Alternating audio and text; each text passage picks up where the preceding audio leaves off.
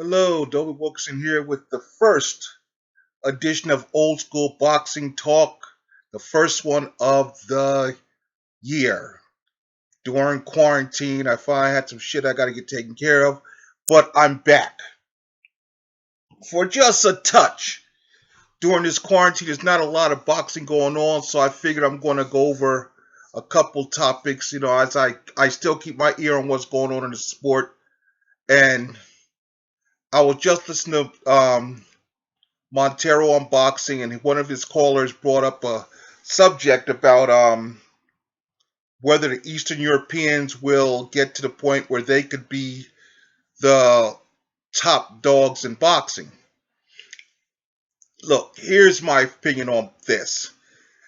Unfortunately, as we all know, just like our country, just like our planet, the world is full of race. It's all divided by race, which I think is stupid, but it is what it is. When it comes to boxing, yes, boxing does go down racial lines, and it's a shame to some. To me personally, all I care about is can you fight. If you can fight, I'm gonna watch you, and I'm gonna give you credit. If you can fight and you're fighting the best possible people in your division, I'm going to give you your credit. I don't care what color you are. I don't care who you are. If you are, as a fighter, can fight, and I was like, look, this boy can fight. I'll defend you. And I'll tell anybody the boy can fight. Now, there's a big debate, this Glovegate bullshit involving Tyson Fury, Deontay Wilder. Look, I'm gonna say this. I don't give a fuck how much heat I get because I give no fucks. Here's the truth. Tyson Fury kicked Deontay Wilder's ass. And here's why. Tyson Fury is a fighter who was evolving and getting better. Deontay Wilder was a fighter who listened to all the media. Everybody tell him, oh, you're such a big puncher, and you're this, and you one punch. You have to land that punch. Tyson Fury realized that Deontay Wilder, if you press him on the inside, he doesn't know how to fight in close, and to deliver that big power, he needs distance. Tyson Fury cut the distance, got in his chest, made the fight rough and rugged, and guess what? Deontay Wilder had no answers. And who do I blame for that? I blame Deontay Wilder. Because you as a fighter, a lot of people used to bitch about Oscar De La Hoya because Oscar De La Hoya kept jumping from this trainer to that trainer, all jumping trainers. Here's why Oscar did that. If I'm with you and I'm not getting better with you, I have to find somebody who's going to make me better. I have to find somebody who's going to help me add to my toolbox. Deontay Wilder made 10 defenses of the heavyweight title. Look, I'm going to give you credit for that because Anthony Joshua has the other 3 belts. He couldn't even make 10 defenses of that. To hold the heavyweight championship, to hold any championship in boxing, and to make 10 defenses of a title in boxing when you're fighting in the heavyweight division, especially, I'm going to give Deontay Wilder credit for that because if you realize only him, Ali, and I believe one other, Jack Jefferson, I believe, and James Jefferson, I believe, were the only people to make 10 successful title defenses. Everybody else on that list has made 9, 8, 9. So being heavyweight champion and defending a piece of that title that many times, give you credit because outside of that, the only other guy doing that did that, you got to look at Larry Holmes held the WBC title from 78 until he relinquished it. And then he lost the lineal heavyweight title to Michael Spinks. Michael Spinks. Larry Holmes is number 2 behind Joe Louis with 22 title defenses. Joe Louis is Larry Holmes 21. Joe Louis has the record at 25. You don't hold the heavyweight championship. It's not a title that that holding it and defending it that many times is very hard to do because in the heavyweight division, one punch can change a fight. One punch can change a fight in the heavyweight division. Anthony Joshua found that. Anthony Joshua was fighting Andy Ruiz. That's supposed to be a cakewalk. I'm just going to go in there and fight this boy Ruiz because Big Baby Miller was all juiced up, so he can't fight. So we're gonna grab Andy Ruiz. We're gonna go in there, do this business, and move on. Well, we found out one punch can change shit in heavyweight division.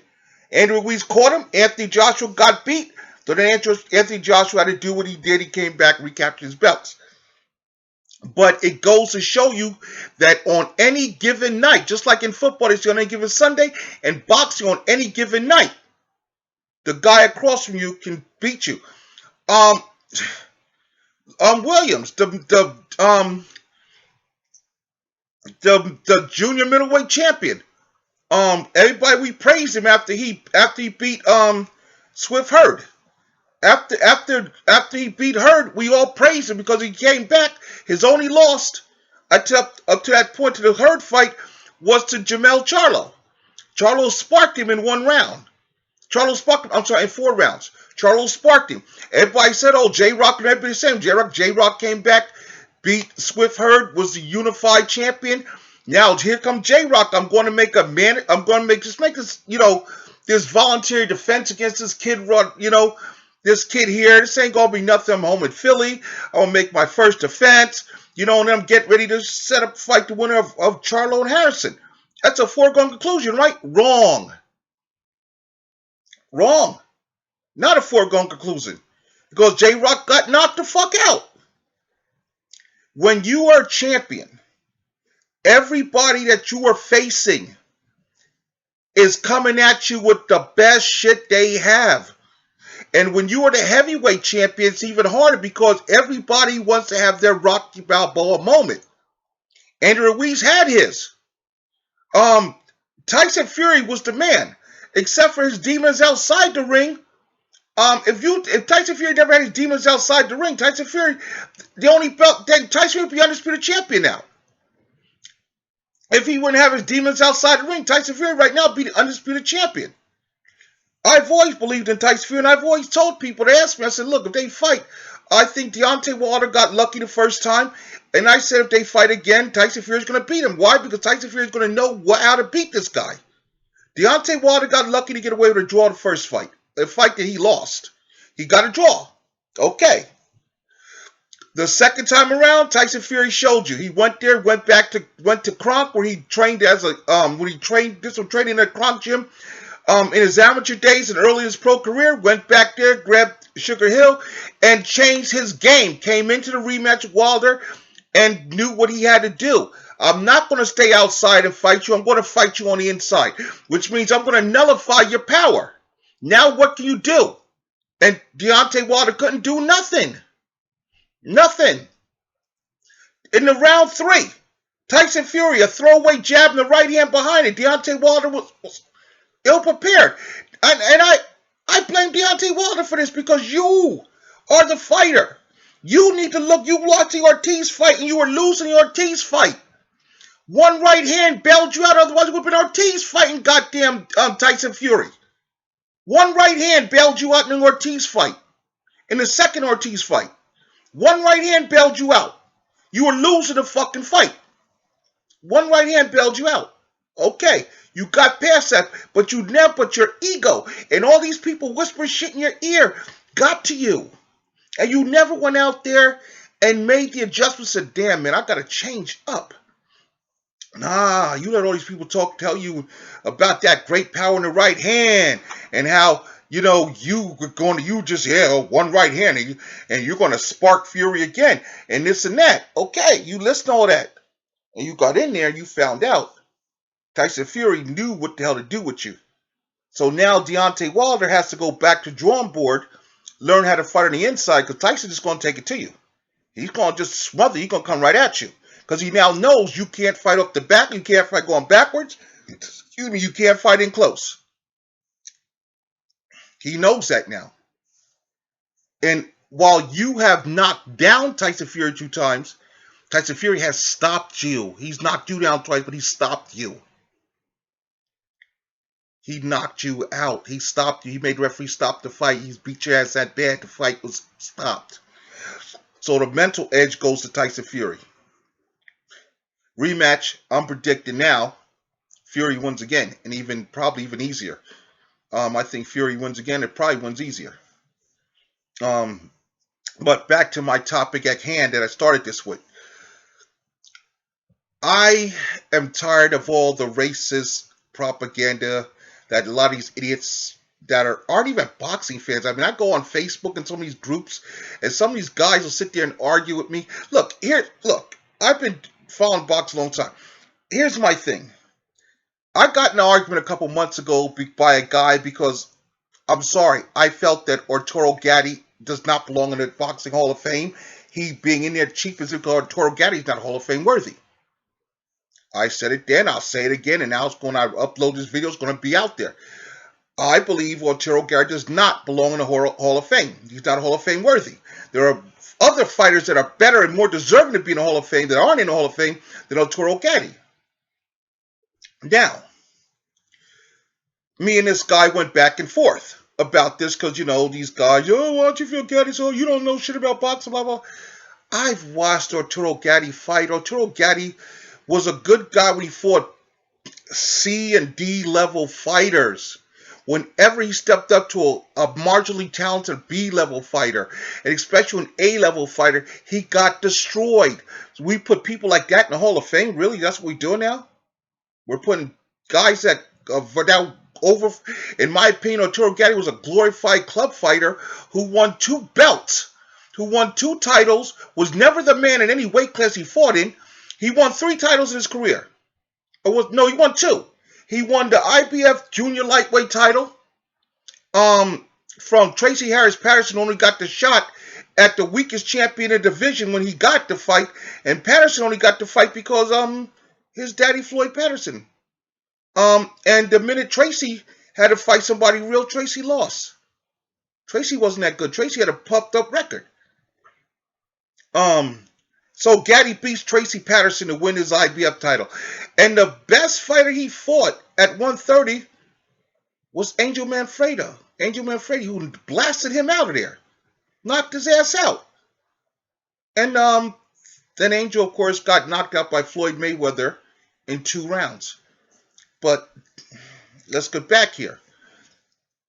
Gatti moved up. Gatti then moved up to lightweight and fought Ivan Robinson. Lost 2 fights to Ivan Robinson. He made a couple. He beat shot Gabriel Wells. He beat some other, but he's never beaten an A or B, top B plus level fighter. Then he moved up to 140 and won a belt from another shot piece of work to win the WBC Junior Welterweight Championship.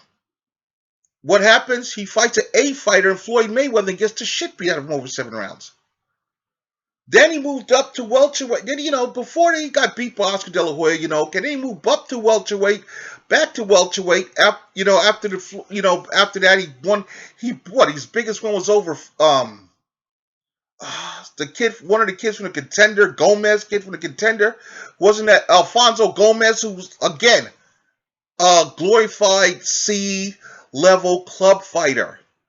Then he fought, oh my God, a B fighter in the reigning WBC welterweight champion, Carlos Baltimore, who Baltimore had won the WBC title. Baltimore fought Zab Judah. Zab Judah was the undisputed welterweight champion.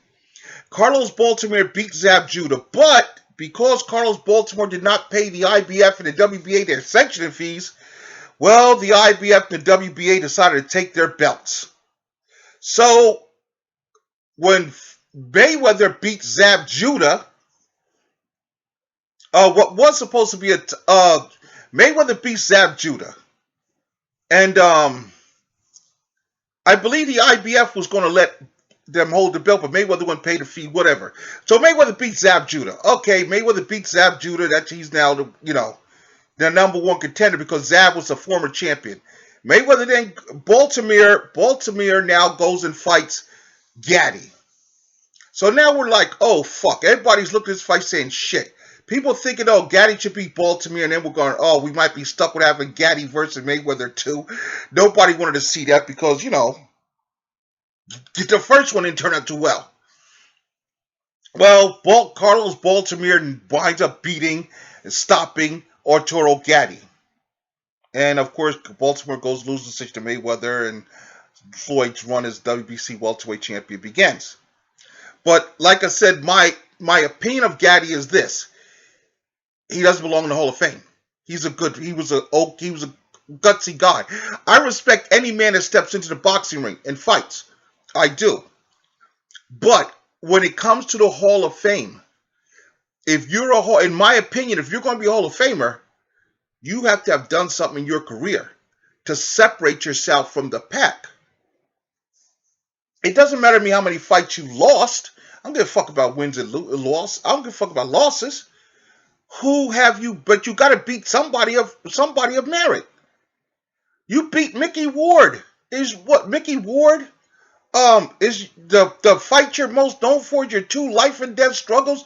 You went 2-1 against Mickey fucking Ward, and that qualified you to get in the Hall of Fame. And no. Now, I'm sure some assholes say, well, Roberto Duran lost to Cleveland Lang. Yeah, Duran did lose to Cleveland Lang, but you know what Duran did? Before Cleveland Lang and before Sugar Ray Leonard, Roberto Duran, the greatest lightweight champion of all time, had built his Hall of Fame resume. Roberto Duran has the record for the most title defenses in the lightweight division at 11. Not a belt holder. Roberto Duran was undisputed at 135 pounds, made 11 defenses of that 135-pound title. And the only man that beat Roberto Duran at 135 pounds, Carlos De Jesus, caught him on an off night. De Jesus caught him on an off night. Esteban De Jesus caught him on an off night. And guess what? Duran avenged that loss twice. Duran knocked out, came back, beat De Jesus to unify the lightweight title, and then defended it against him in a rematch. So Duran, come on. So if anybody's trying to throw any shade at the legends like Duran and Leonard, because Leonard lost to he lost to Terry Norris, who's probably going to be a Hall of Famer. If he's not, he's probably going to be one, should be one. And he lost to Hector Macho Camacho, and one of the greatest fighters ever. So there's no disgrace. He wasn't losing to Ivan Robinson and having the whatever. Gatti didn't belong in the Hall of Fame. I'm just going to say that there. That's my opinion on that. He's probably was a nice guy, but as a fighter, for what he did in the boxing ring, he does not have a resume that puts him in the Hall of Fame. Now, okay, enough about the Gatti situation. I'm done with that. But I'm just saying this. I look at boxing. I hold fighters. And I hold their resumes, who you fought, when you fought them, in high regard, and what you've done during your career. Now, one of the arguments again I got into on Facebook was this thing between Earl Spence and Bud Crawford, who has a better resume. Now, at welterweight, over their career, I'm going to give it to Bud because Bud's done more in his career. At this particular moment in time, Bud has done more. Bud's lightweight title, unified 140-pound title, a piece of the welterweight title. So at that point in time, Bud's done more. Now, has Bud fought the level of opposition at 147 that Earl has fought? The 2 best names on Earl's record are Kell Brooks, who was damaged goods when Earl fought him, and Sean Porter. Okay, those are the 2 best names on his ledger. Crawford has a young undefeated Yuriorkis Gamboa. Before Gamboa was old and shot, just survived against Tank Davis. Crawford fought him when he was undefeated. Crawford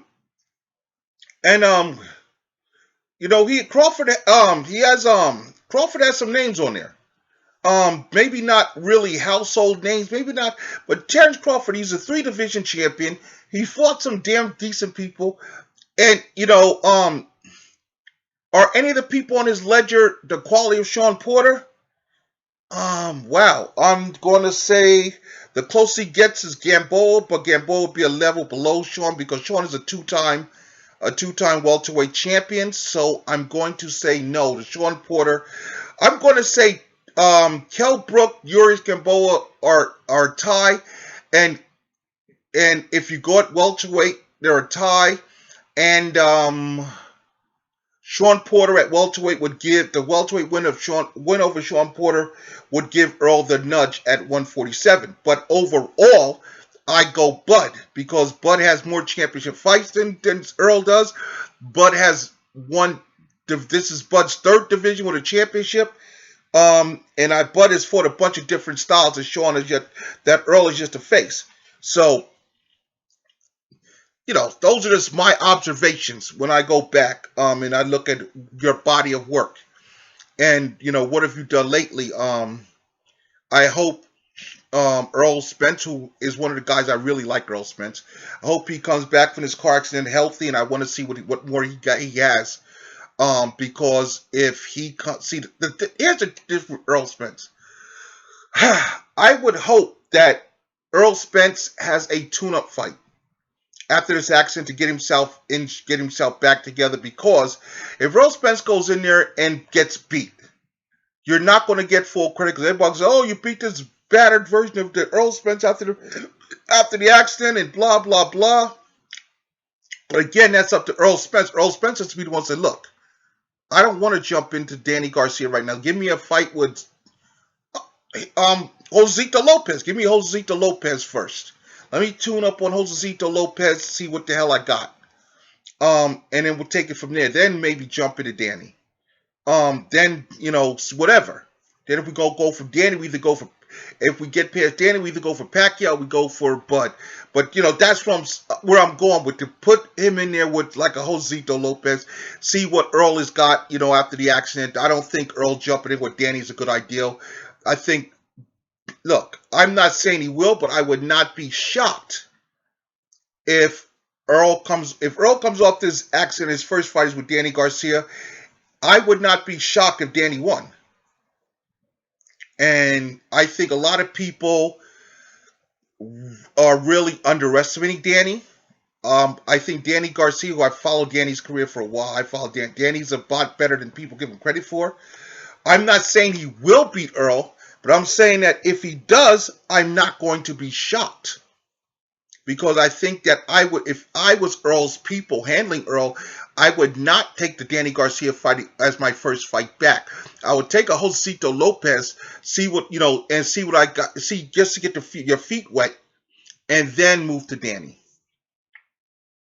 I think that that would be the move I would make, but I wouldn't just jump right from this accident into the ring with Danny Garcia, because, again, Danny Garcia, 2-division champion.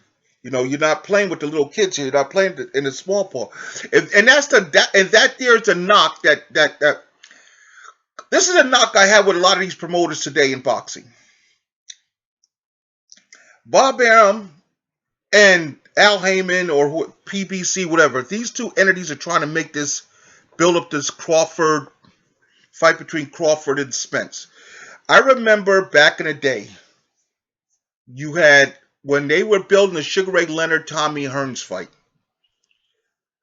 Tommy Hearns was fighting Sugar Ray Leonard was fighting Ayub Kaluli to win where he won the WBA junior middleweight title, and that was his second title at 100 higher weight at 154. But on the undercard of that closed circuit event, Tommy Hearns was defending his title against Baez, some kid named Baez. And what they did was they started to build it, but they had those two on the same card to let the people know this is next. This is what we're leading for. Why can't Bob Arum pull his head off his ass and the PBC people say, you know what, we want to blow this thing up? Fine, for the next two, here's what we do. Terrence Crawford hasn't fought anybody that is legitimate at 147. Okay. Let Earl have his fight with Josito Lopez. Put that on Fox.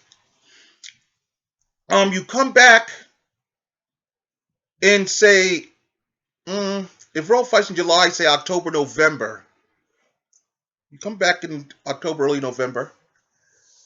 Nice big pay-per-view card here. Terrence Crawford fights Shawn Porter. Errol Spence fights Danny Garcia. You set the pay-per-view up. If Crawford wins and Earl wins, the next fight next year is Earl versus Bud. And you have Manny Pacquiao doing senatorial duties out there. And what it does is it gives the guy, because the winner of this gets Manny. Because you could have Manny fight Mikey Garcia. Manny fight Mikey Garcia in another pay-per-view. You start building these three fights up, but you say Shawn Porter, you say Terrence Crawford can't sell. And that's a bad job by Bob. Here's how you build Terrence Crawford.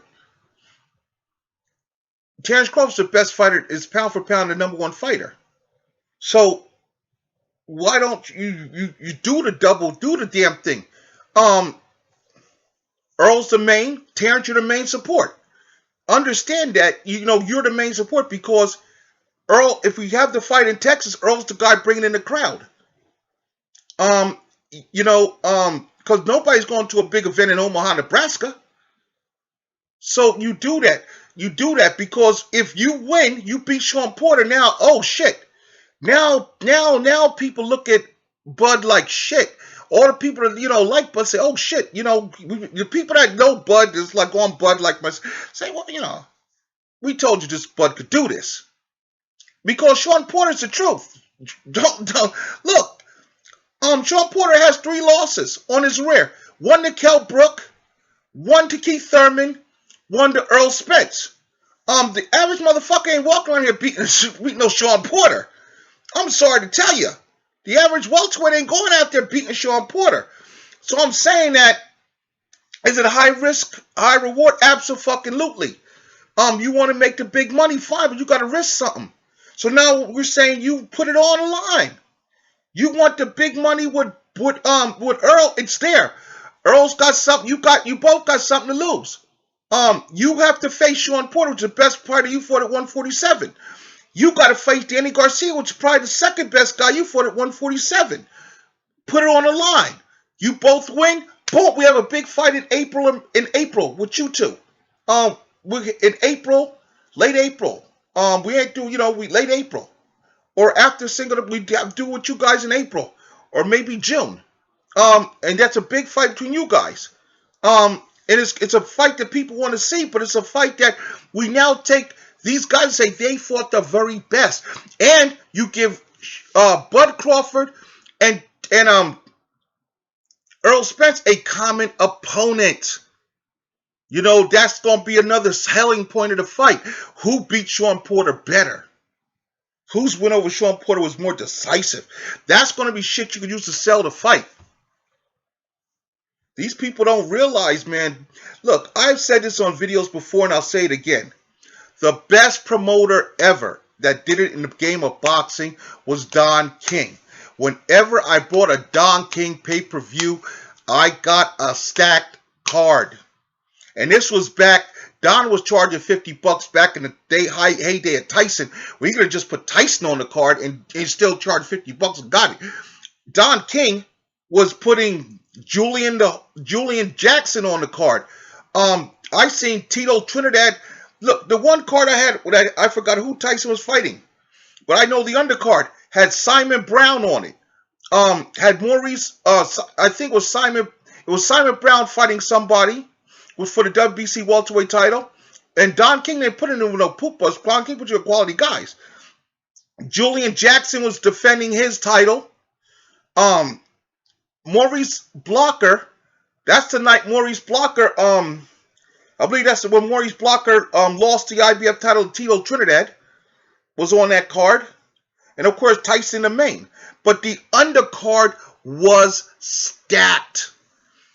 4 titles. Then the last pay-per-view I remember Don doing was one with Bernard Hopkins main eventing, and it was 5 title fights on that card, and they were all competitive fights. These guys, look, I'm sad to see Don King out of the business, but I'm sorry, a lot of these promoters need to go back and look at how Don King did it and realize, if you spend the money and give the fans their money's worth, they'll come back. The UFC does this all the time. The UFC put together a card. I know people gonna say, well, the UFC fighters don't get paid what boxers get paid. I understand that. But the reason UFC cards sell more than boxing pay-per-views do a lot of times is because that undercard is stacked. When you go to see a fight card, you want something to get your appetite wet for the main event. You see a bunch of bullshit, you're like, oh man, I paid for this. And then you're halfway, the fights aren't worth a damn, you're fighting, and then halfway come the main event, a lot of times you crashed, you might be sleeping. You know, motherfuckers might be sleeping. Thank God you're recording the damn thing, because you might have to watch it the next day. People, boxing community, promoters, if you want to really make the money in this day and age of boxing, and you're going to charge $80 to $100 for a pay-per-view, give me something. You give fans something that you did stop. I understand you're trying to pull the casuals in, but you fuck around, you lose your hardcore fan base.